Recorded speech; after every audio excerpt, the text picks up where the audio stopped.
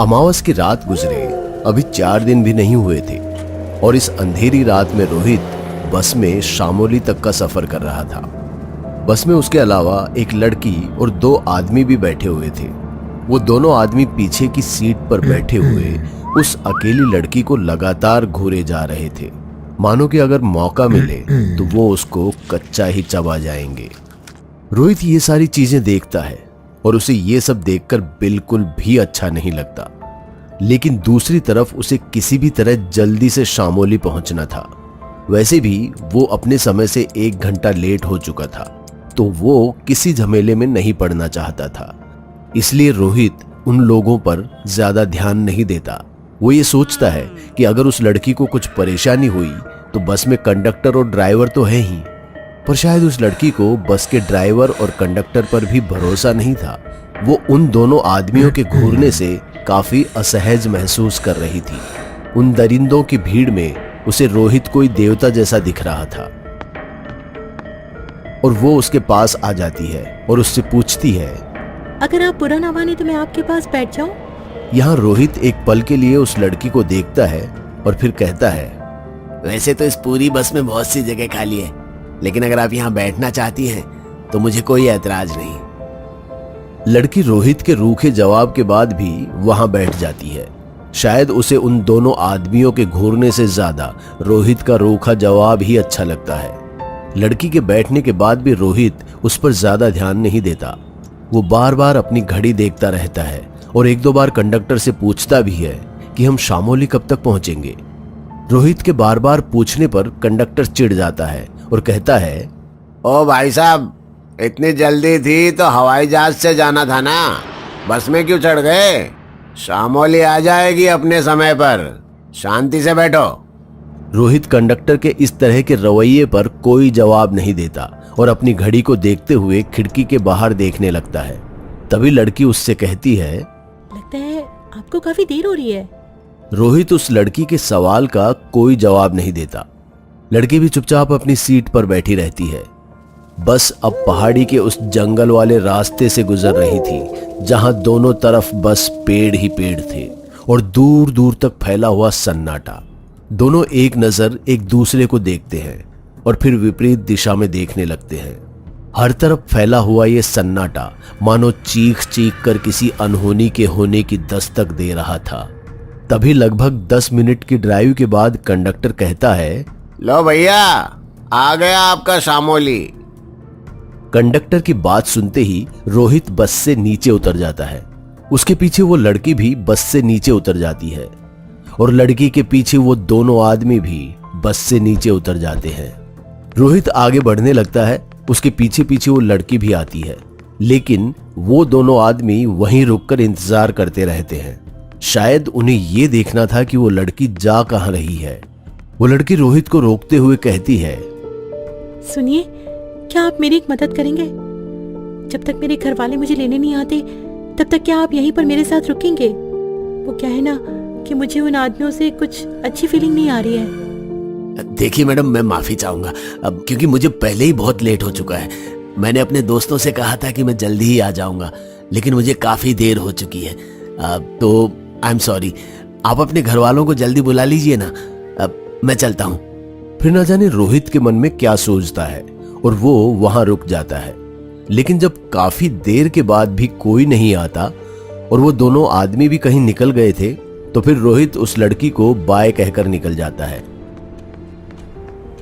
रोहित लगभग आधी रात में बिल्कुल अकेली सुनसान सड़क से बढ़ते हुए एक गली से होते हुए एक कॉलोनी में पहुंच जाता है।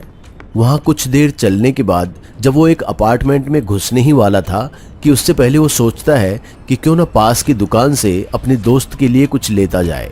रोहित को मोहल्ले की वो दुकान पता थी जो पूरी रात खुली रहती है। वो वहां जाकर कुछ चॉकलेट्स और कोल्ड ड्रिंक्स लेने लगता है। वहां भी उसे काफी समय लग जाता है क्योंकि रोहित के पास कैश नहीं था और दुकानदार के डिजिटल पेमेंट में कुछ दिक्कत हो रही थी। तभी वहां उसे एक पुलिस की गाड़ी और एम्बुलेंस उसी ओर जाती दिखाई देती है जिस तरफ से रोहित आया था। रोहित बिल पे करने के बाद वापस से अपार्टमेंट की तरफ बढ़ता है। वो दरवाजे पर दस्तक देने ही वाला होता है कि उससे पहले दरवाजा खुल जाता है और उसके सामने वही लड़की होती है जो बस स्टॉप पर उसे मिली थी। अचानक उसे सामने देखकर रोहित कहता है, तुम यहाँ? हाँ, मेरा नाम तनीषा है। मैं रेवती की बड़ी बहन की दोस्त हूँ। तुम भी यहीं आ रहे थे? मुझे पहले पता ही नहीं था। हाँ, मुझे भी कहाँ पता था कि आपको यहाँ आना है, वरना मैं ही आपको अपने साथ ले आता। अच्छा, कोई बात नहीं, चलो अंदर आओ। रोहित कमरे के अंदर घुसने ही वाला था कि इससे पहले रेवती कहती है, अरे रोहित, क्या बोल रहे हो तुम? अंदर आ जाओ, ठंड लग जाएगी तुम्हें। रेवती की बात सुन रोहित तुरंत अंदर आ जाता है और आकर सोफे पर बैठ जाता है। तनीषा भी रोहित के बगल में बैठ जाती है और उसके बगल वाले सोफे और चेयर पर रेवती और उसकी बड़ी बहन बैठ जाती है। रेवती रोहित के लाए हुए चॉकलेट्स को देखकर खुश हो जाती है और रोहित को थैंक्स कहने लगती है।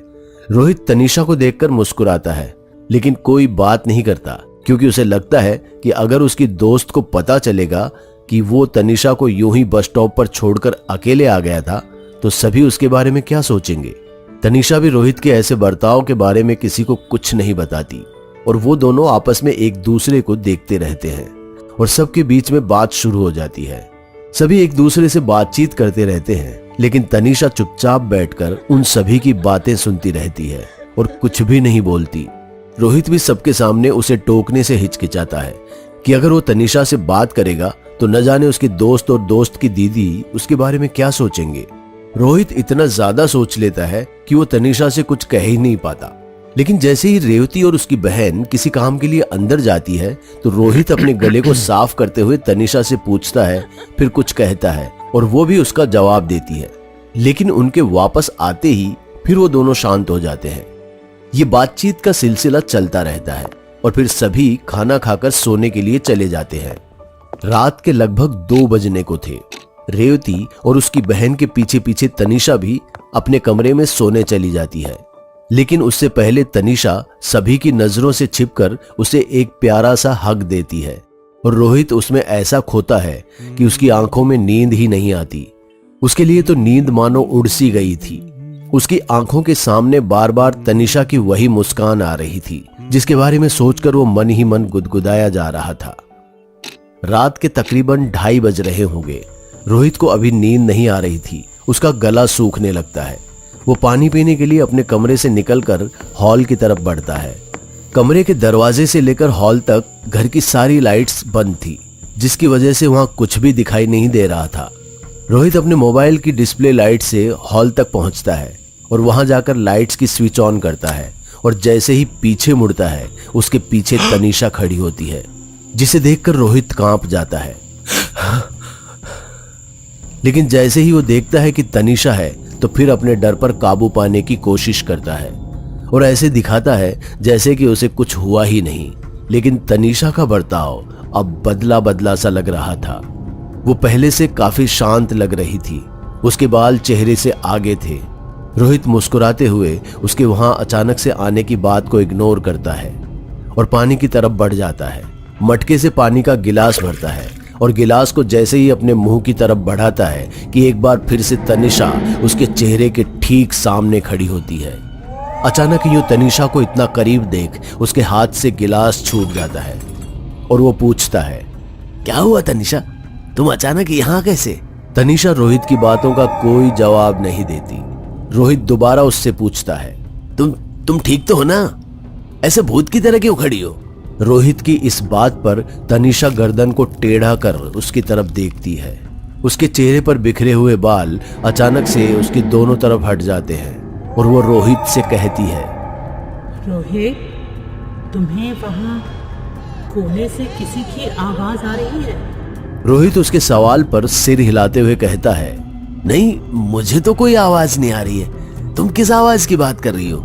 रोहित के जवाब को सुन तनीषा का पूरा भाव बदल जाता है। उसका चेहरा ऐसा होने लगता है जैसे वो अगले ही पल रो देगी और वो दोबारा रोहित से कहती है, क्या तुम्हें वहां से किसी की रोने की आवाज नहीं आ रही है? किसी बच्चे की रोने की आवाज? रोहित इस बार भी ना में जवाब देता है। इस बात पर तनीषा जोर से उससे कहती है, कैसे नहीं आ रही तुम्हें आवाज? मेरे कानों में आवाज चारों तरफ से गूंज रही है। वहां देखो, एक बच्चा रो रहा है। दूसरे कोने में एक माँ अपने बच्चों की लाश को देखकर रो रही है। मेरे सामने तो देखो, ये कौन है? सफेद साड़ी में ये विधवा कौन है? और ये मेरी तरफ क्यों बढ़ रही है? रोहित तनीषा के इस अजीब सी बातचीत को सुनकर घबरा जाता है और उसे ऐसा लगता है कि कहीं तनीषा को कुछ हो तो नहीं गया। वो तनीषा का हाथ पकड़कर कहता है, तनीषा, तुम ठीक तो हो ना? इस बात पर तनीषा जोर से चिल्लाती है, मत छू मुझे रोहित, मत छू। इतना कहते ही तनीषा एकदम जोर से चीखती है और कहती है, रोहित, उसके हमले से बचो। रोहित ये देखने के लिए जैसे ही पीछे मुड़ता है कि किसके हमले से बचना है, वैसे ही उसे पीछे से ऐसा लगता है कि उसके सामने से अचानक एक इंसान अपने मुंह को खोलते हुए चीख रहा है और उसके हाथ में कुल्हाड़ी है। लेकिन अगले ही पल वो रोहित के बेहद नजदीक आकर अचानक से गायब हो जाता है। रोहित डर के मारे झटके से नीचे गिर जाता है, जैसे कि मानो उसे किसी ने धक्का दे दिया हो, और वो तनीषा के पैरों में गिरा हुआ था। मैंने कहा था ना रोहित, वहां कोई है, इस कोने में भी, उस कोने में भी, तुम्हारे पीछे भी, और यहाँ मेरे अंदर भी।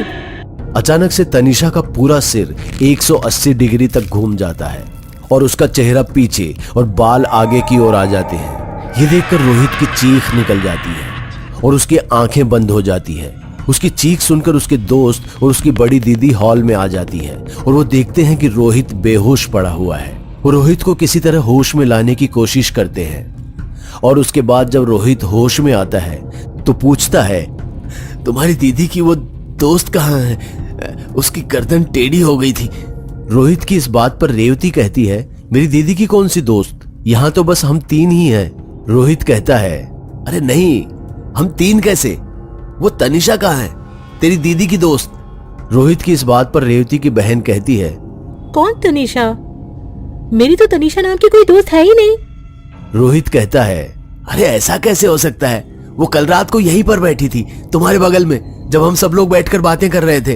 वो बार बार मुझे देखकर मुस्कुरा रही थी। रोहित को घबराता हुआ देखकर रेवती सबसे पहले अपने दोस्त को शांत करती है। उसके बाद वो उससे कहती है, रोहित, यकीन मानो, यहाँ हम तीनों के अलावा और कोई नहीं है। हम तो कल रात को ये सोचकर परेशान हो रहे थे कि आखिर हम दोनों से नजरें हटाकर आखिर तुम किसे देखकर मुस्कुरा रहे थे। मुझे लगा कि शायद तुम ट्रैवल करके थक गए हो, इसीलिए ऐसा कर रहे हो। इस बात पर रोहित कहता है, क्या तुम मुझे पागल समझ रही हो? मैं बता रहा हूं ना कि कल हम तीनों के अलावा वो लड़की भी यहाँ थी जिसका नाम था तनीषा। वो रात को मेरे साथ बस में आई थी। शामोली के बस स्टैंड पर वो मेरे साथ उतरी भी थी और मुझे रुकने के लिए कहा था ताकि वो उन 2 आदमियों से बच सके। लेकिन जब मैं यहाँ आया तो वो तुम्हारे घर पर थी, पर अब वो कहाँ चली गई? रोहित की इस बात पर रेवती को गुस्सा आ जाता है और वो कहती है, बस रोहित, बहुत हुआ, अब तुम आराम करो, हम कल बात करेंगे। इतना कहकर वो दोनों कमरे के अंदर सोने चली जाती है। लेकिन रोहित की आंखों में नींद नहीं थी। बार बार उसके सामने बस में बैठी तनीषा नजर आ रही थी और दूसरी तरफ वो तनीषा जिसकी गर्दन अचानक से घूम गई थी। इसी उधेड़-बुन में सुबह हो जाती है और रोहित की आंखें खुलती है और वो वहां से निकल जाता है, जबकि वो पूरे हफ्ते वहां रुकने वाला था। लेकिन जो भी यहाँ इस फ्लैट में कल रात उसके साथ हुआ, उसके बाद वो सुबह ही उस फ्लैट से बिना किसी को बताए वहां से निकल जाता है और वापस जब वो बस स्टॉप पर पहुंचता है तो वहां काफी भीड़ लगी हुई थी। पुलिस की वैन और एम्बुलेंस जो कल रात उसने वहां देखी थी वो भी वहीं खड़ी हुई थी। आगे बढ़कर रोहित ने जब देखा कि हो क्या रहा है तो उसकी आंखें फटी की फटी रह जाती है, क्योंकि वहां तनीषा की लाश पड़ी थी। और तो और कुछ लोग उसकी लाश के आसपास इन्वेस्टिगेशन कर रहे थे। वहां पहुंचने पर पता चलता है कि कल रात कोई उसके साथ हैवानियत कर वहीं पर मरता हुआ छोड़कर भाग गए। जब सामने से दूसरी गाड़ी आई तो उस गाड़ी वाले ने ही पुलिस को इन्फॉर्म किया। लेकिन जब तक पुलिस और एम्बुलेंस वहां पहुंचती, लड़की की जान जा चुकी थी। आईडी कार्ड पर उस लड़की का नाम तनीषा था। उसे वहां मरा हुआ देख रोहित फूट फूट कर रोने लगता है।